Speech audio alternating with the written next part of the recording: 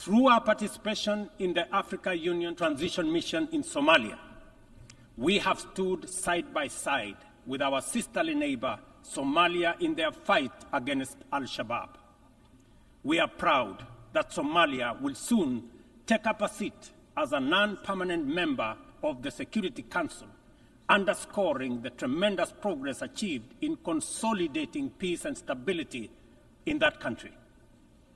The UN must, however, continue to support Somalia in forging an agreement on the post-2024 security support.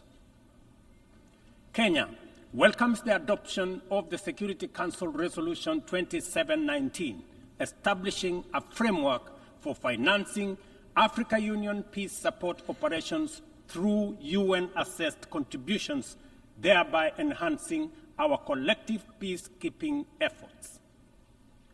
A well-funded AU peace operation are not only an African priority, but a global good, considering the complexity and interconnected nature of emerging threats to international peace and security.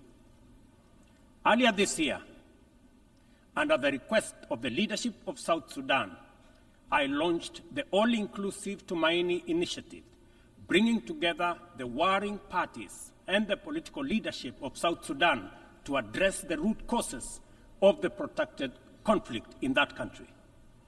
I commend the leadership of South Sudan and all the participating parties for their commitment to the peace process. I also thank all regional and international partners for their unwavering support, both political and financial, to the South Sudan Tumaini Initiative. Ladies and gentlemen, at the last General Assembly, I announced Kenya's readiness to lead a multinational security support mission to Haiti at the Haitian government's request. Following the Security Council's authorization under Resolution 2699, Kenya has deployed 382 specially trained police officers to Haiti. Just a few days ago, I had the opportunity to visit Haiti, witness the work of our officers in the field, and observe remarkable progress on the ground. Our support for the Haitian National Police has significantly advanced the pacification of cities and towns, protected critical infrastructure, and relieved many communities previously held captive by criminal gangs. I also commend Haiti's political leadership for forging an agreement and a promising roadmap towards free, fair, and democratic elections. Climate change remains one of the greatest challenges of our time.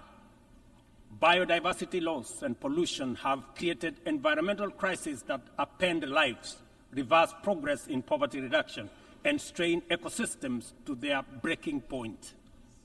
Extreme weather conditions continue to hinder the development aspirations of many countries, especially in Africa, where severe climate-related hazards are becoming more frequent and more intense. In 2022, over 110 million people in Africa were directly affected by climate-related disasters, resulting in more than $8.5 billion in economic damages. According to the Emergency Event Database, there were approximately 5,000 fatalities, though the toll is likely to be higher due to underreporting. We are at a crossroads, and the path to correcting the climate course is clear. COP29, to be held this November in Baku, Azerbaijan, presents a critical milestone in ensuring that the solutions we implement are rooted in fairness and opportunity for everybody. However, the new climate financing goal expected at COP29 faces significant hurdles as deep disagreements persist over who should contribute and how much funding is needed. Without swift resolution, these divisions risk derailing our collective progress on climate action, just as the global situation becomes increasingly urgent. Let me be clear. Political posturing and inaction will neither protect the vulnerable from the consequences of a runaway climate crisis, nor save our civilization from ecosystem collapse. It is therefore critical that all nations step forward to meet this moment with ambition and responsibility. As we confront the escalating impacts of climate change, we must also recognize the interconnected environmental challenges we face, such as plastic pollution, which continues to wreak havoc on ecosystems and threatens global sustainability. It is imperative that we adopt a robust global plastics treaty during the 5th round of negotiations in Busan in the Republic of Korea this November. Kenya fully supports an ambitious outcome and the African proposal to establish the Treaty Secretariat in Nairobi, thereby reinforcing UNEP's role. It is indeed unfortunate and regrettable, ladies and gentlemen, that UNEP is the only body where secretariats of conventions created under it are increasingly being carved out and located elsewhere.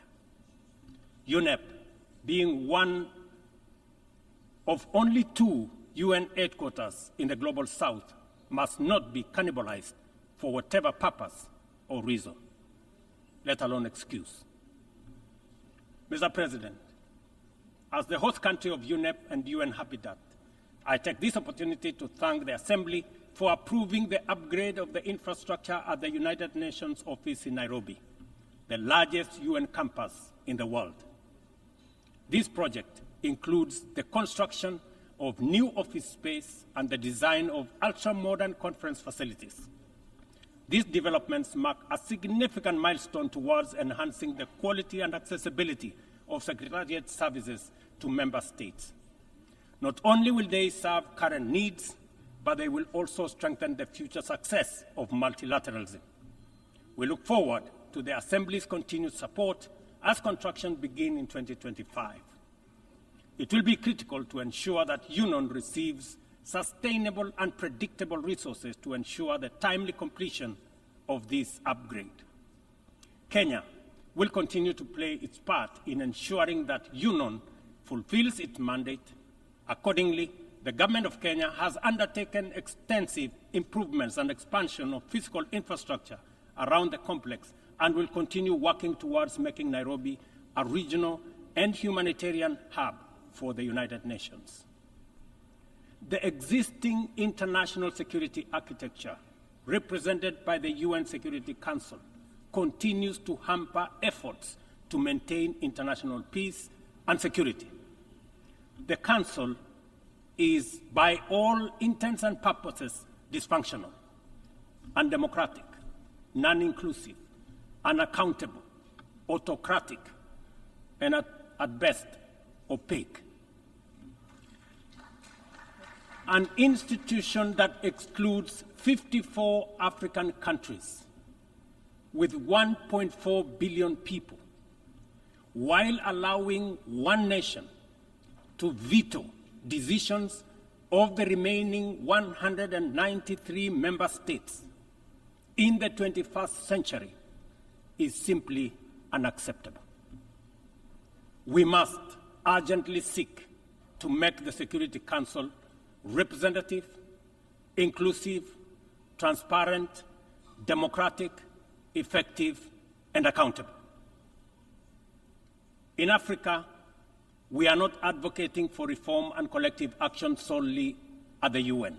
In fact, we are also in the process of comprehensively reforming the Africa Union to become a fit-for-purpose institution that can effectively represent African nations globally and deliver prosperity. Excellencies, peace and development are inseparable pillars. One cannot flourish without the other. Yet, the 2024 Sustainable Development Goals report paints a bleak picture. Only 17% of targets are on track. Nearly half show minimal or moderate progress, and over 1/3 have stalled or regressed. The COVID-19 pandemic escalating conflicts, geopolitical tensions, and climate change have severely impacted progress towards the SDGs and the Paris Agreement goals. Inadequate and unsustainable means of implementation, particularly in financing, technical support, and capacity building, continue to obstruct our efforts to realize the 2030 agenda.